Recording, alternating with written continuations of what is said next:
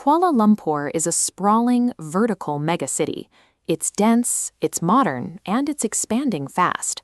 But if you try to navigate this density during peak hours using taxis or rideshares, you're going to hit a wall. Surface traffic here can come to a complete standstill, turning a 15-minute drive into an hour-long crawl. The solution is the RapidKL rail network. Between the MRT, LRT, and monorail, you have a bypass system that glides right over the gridlock. The monorail is especially useful for slicing right through highly congested shopping and commercial hubs like Bukit Bintang. However, this efficiency depends on how you pay. The ticketing ecosystem is fragmented, and choosing the wrong method creates a significant time penalty for tourists. Without a clear ticketing strategy, the minutes you save riding the train will evaporate while you stand in line at the station. As an international tourist, you essentially have three payment options: Single Journey Blue tokens, the standard touch-and-go card, and the MyCity Tourist Pass. Choosing between them comes down to a direct trade-off: the friction of wasting time in queues versus the financial commitment of upfront sunk costs. This chart breaks down the dilemma. Tokens cost you zero upfront, but demand a lot of your time in queues. The MyCity Pass eliminates the waiting, but requires a much higher financial commitment to start. Local commuters solve this friction with long-term registered ID cards, but tourists face a unique penalty because a typical vacation is too short to justify that kind of long-term setup. There is no universal best ticket. The right choice depends entirely on how densely you pack your daily itinerary. Let's start with the pay-as-you-go method. Instead of paper tickets, RapidKL uses physical, reusable blue plastic tokens for single journeys. The financial benefit here is total efficiency. You commit exactly 0 ringgit upfront, and you only pay for the precise distance you travel. You buy these at the ticket vending machines or TVMs in every station.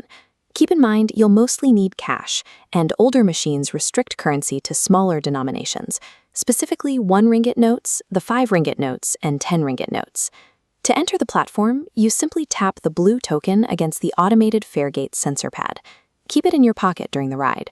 To exit, you drop that same token into the coin slot at the turnstile. The machine swallows it for recycling, and the gate opens. The drawback is the queue penalty. Purchasing a token means lining up at a machine for every single ride. During rush hour, that can easily cost you 5 to 15 minutes per trip. Tokens perfectly optimize your cash flow, but they extract a heavy toll on your vacation time. If you want to bypass the machines entirely, your next option is the standard touch-and-go card. The advantage is instant access. You just tap the card at the gate and walk through, skipping the TVM lines completely. But convenience has a price. You have to pay a 10 ringgit non-refundable fee just to acquire the physical plastic card. From there, you load it with cash at a kiosk or convenience store. And to even trigger the entry gates, you must maintain a minimum active balance on the card at all times. This creates the trapped balance problem. Any unspent funds left on that card when you catch your flight home are effectively lost money for a short-term visitor. The standard touch-and-go card successfully eliminates the time friction, but it shifts the penalty to your wallet through sunk costs and stranded cash. Finally, we have the MyCity Pass. This is the heavily marketed unlimited ride solution tailored specifically for tourists. For non-Malaysians, the pass comes in 2 tiers, a 1-day pass for 30 ringgit and a 3-day pass for 45 ringgit. Let's break down that 30 ringgit fee for the 1-day pass. 10 ringgit goes to the physical card itself, and 6 ringgit is an activation fee. That leaves you with only 14 ringgit of actual travel credit. This graph illustrates the break-even point. The flat horizontal line is your 30 ringgit fixed cost for the MyCity Pass. The climbing line represents paying cash for individual fares, which average about 3 to 4 ringgit per ride. To mathematically justify the 1-day pass, you have to cross this intersection. That requires making 4 to 5 distinct rail journeys in a single day. The math becomes slightly more favorable with the 3-day pass. Because the fixed card fees are spread out, you cross the 45 ringgit threshold earlier in your trip cycle. Keep in mind the limits of the pass. It gives you free rein on the LRT, MRT, monorail, and RapidKL buses, but it strictly excludes premium airport connections like the KLIA Express. Unlimited is rarely mathematically cheaper for tourists. What you are actually buying is a financial premium for frictionless, worry-free convenience.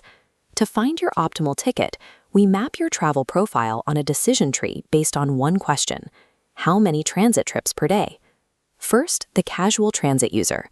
You walk or take taxis mostly, and might only ride the train once or twice. For you, the single journey token is the best choice. There is no reason to sink 10 to 20 ringgit into card fees for a single ride. Next is the Digital Nomad or long-stay visitor. You are in KL for several days or weeks, making moderate use of the trains daily. You should buy the standard touch-and-go card. The initial 10 ringgit fee easily amortizes over many days of frictionless travel. Finally, the Aggressive Sightseer. You have a tight 24 to 48-hour window, and you plan to hit multiple major landmarks across the city. This includes taking long-distance rail trips to distant locations, like heading out to see the massive golden statue at Batu Caves. For this profile, buy the MyCity Pass. It eliminates all transaction friction and maximizes your physical movement around the city. The optimal ticket is dictated entirely by your travel volume. Once you do the math, the marketing hype becomes irrelevant. Despite these ticketing nuances, the RapidKL network is a world-class system and should absolutely be the core of your visit. Just remember the trade-off. As a tourist, you will either pay with your vacation time or you will pay with your wallet. When you are on a short, heavily constrained trip, prioritizing your time over minor financial losses, like a few ringgit trapped on a card, is almost always the correct strategic move. Master the ticketing matrix before you arrive, so you can move through Kuala Lumpur with maximum speed and efficiency.